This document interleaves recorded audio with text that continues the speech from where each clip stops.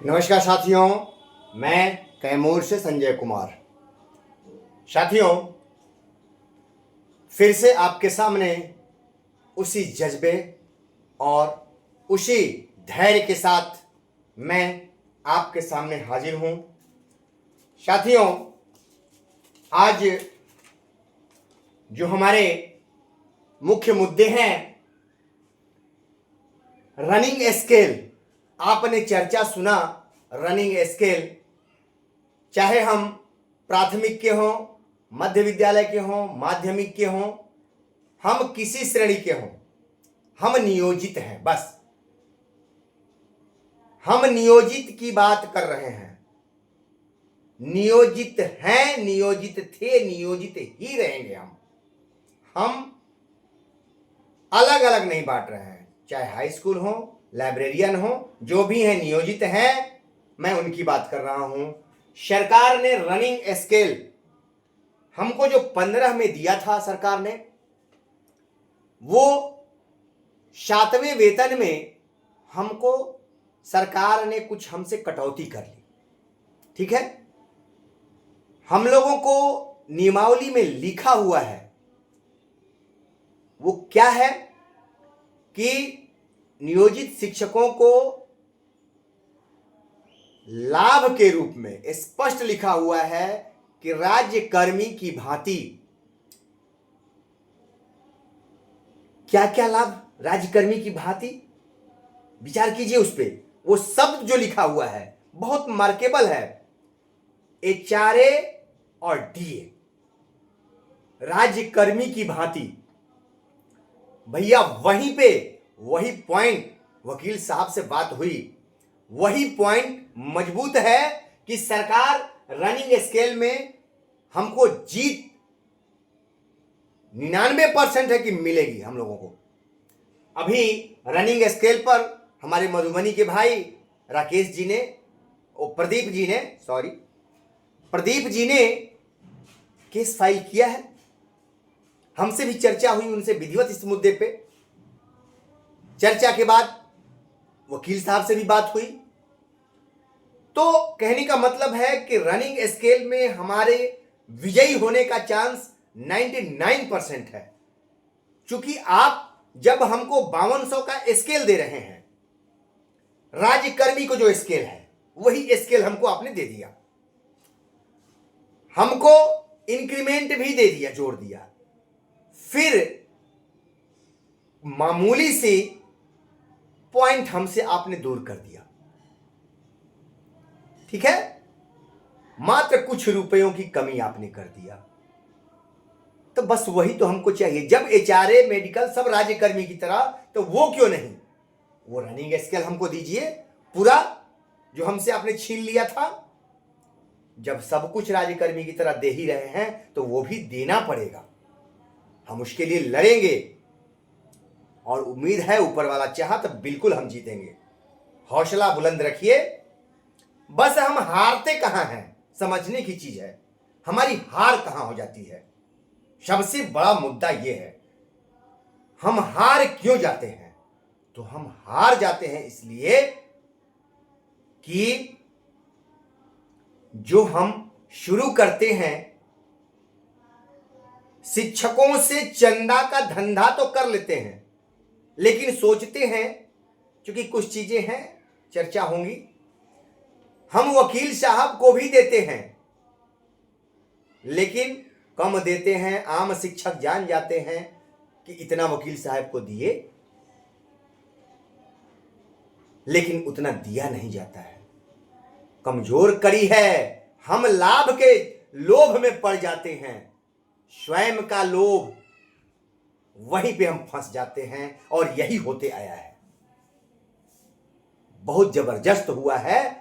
तो भैया बस ईमानदारी रखिएगा। हम 500 का हमारा समूह रहेगा, हम जीतेंगे, लेकिन 1 लाख का समूह होगा, हम बेईमानी सोच लेंगे, गद्दारी सोच लेंगे तो हम हार जाएंगे।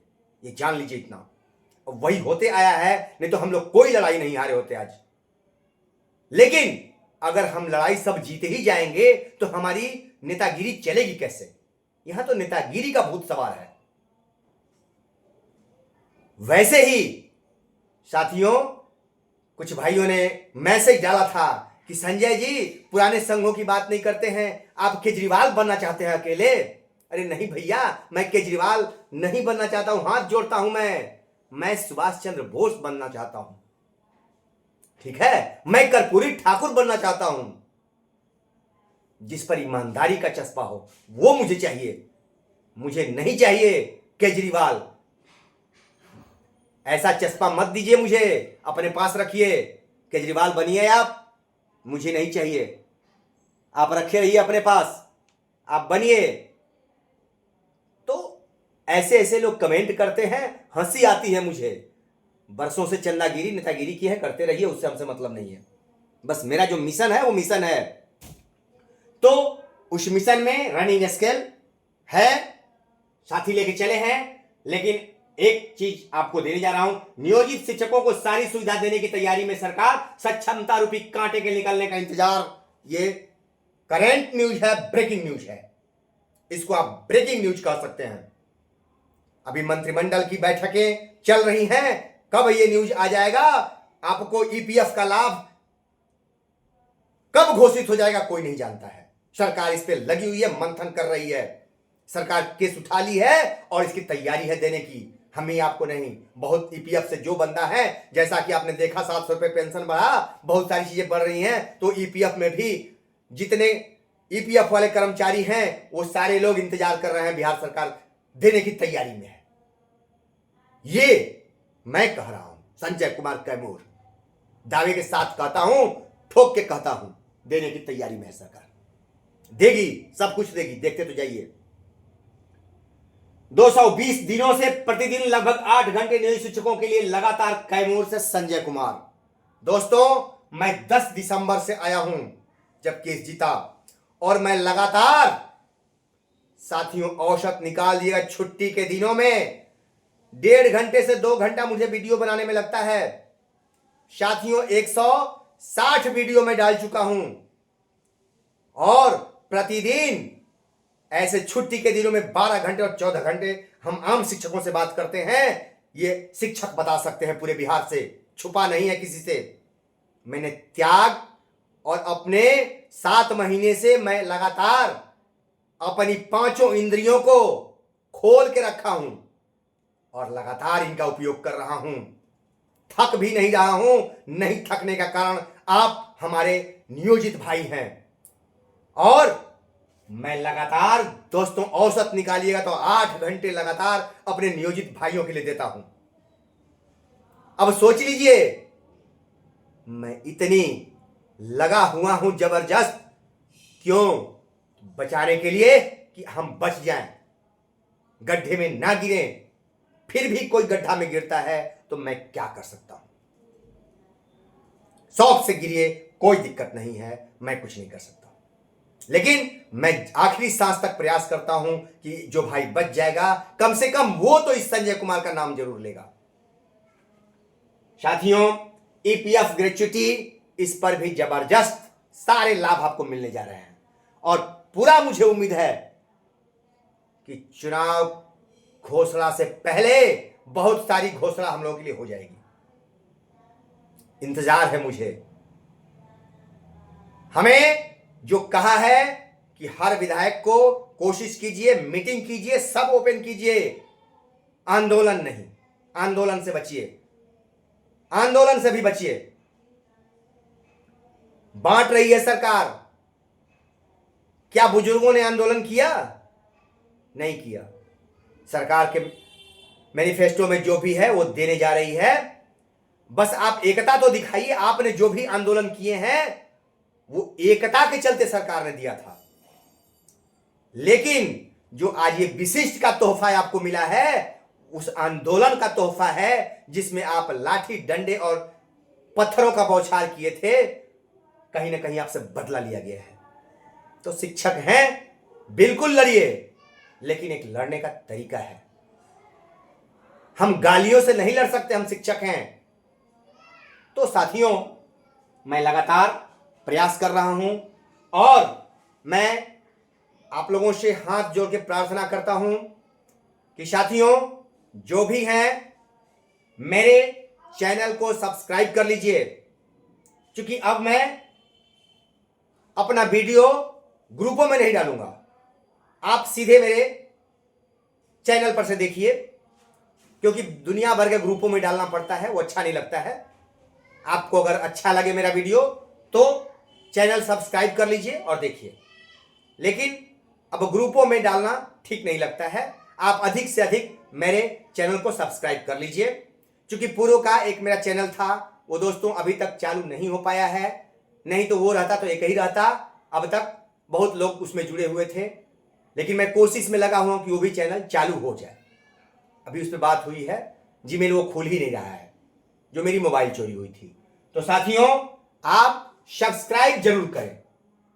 ये देखिए, आपसे नम्र निवेदन है कि इस चैनल को, चूंकि ग्रुपों में डालना ठीक नहीं लगता है, सब्सक्राइब जरूर कर लीजिए, ठीक है।